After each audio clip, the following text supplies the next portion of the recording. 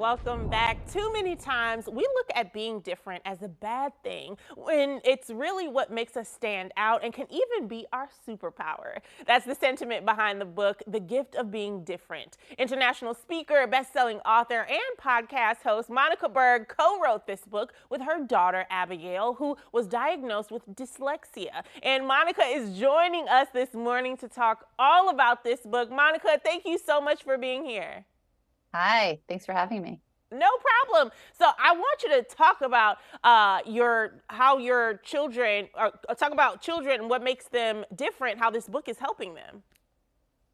Well, I wanted to bring the conversation to children at a very young age and to parents, and that the reality is everybody is different. I think that unfortunately in life, we go around teaching everybody that there's a normal, right? There's an average. And if you fall within that range, then you're basically okay. In truth, nobody is the same. Everybody's different. And if we start to look for how we're different and we embrace that part of ourselves, then it'll help us connect with one another and realize that we're all more similar than we think, which means we all have differences. We're all striving for belonging, but in order to belong, you have to know who you are. So that was really the drive and the impetus behind writing this book. Yeah, and you co-wrote this book with your daughter, Abigail. Tell me about that process and why it was so important to really pull her in to write the book for this. So she's the youngest of four kids that we have. And when she got her diagnosis, she was struggling for about 2 or 3 years before, maybe 2 years.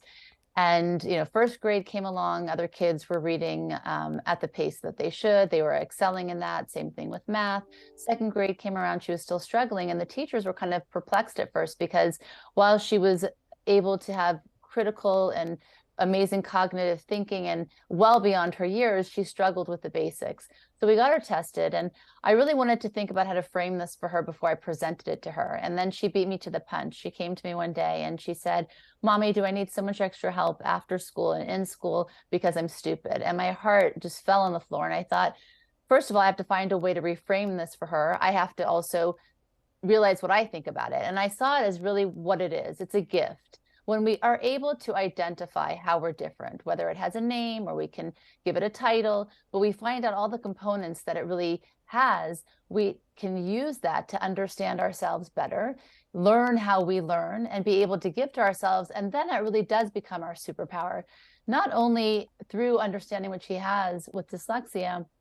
Yes, she learns differently, but we learned how to teach her. But more than that, she's able to see things nobody else does. She has resilience and perseverance because she's had to work harder in certain ways. So all of these are really great gifts. And writing it with her was a way for her to kind of become empowered again and really say, okay, this is who I am and this is how I'm different. How are you different? And really learn to have that conversation for herself. Yeah. And it's been very empowering. Yeah, well, tell me, what do you think parents can learn from their children, after going through this journey yourself with learning so much from Abigail? I learn from all of my children. I think a mistake sometimes parents make is they think, they're the ones that are the teachers. And while that is true, of course, we have life experience. They rely on us solely when they first come into the world. But at some point, we need to teach them to learn to trust themselves and learn to allow their uniqueness to kind of appear. And I'm always learning from my children. Like I said, Abigail has crazy perseverance and empathy. My oldest is fearless in so many ways. Like with each child, I'm always open to say, okay, what do I admire about them?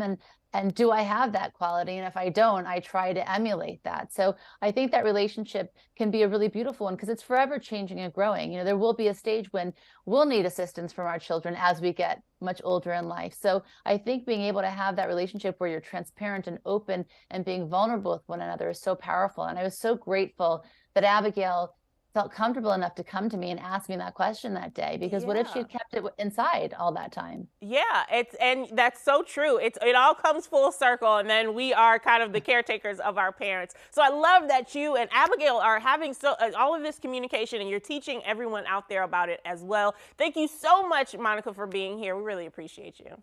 Thanks for having me. Thank you.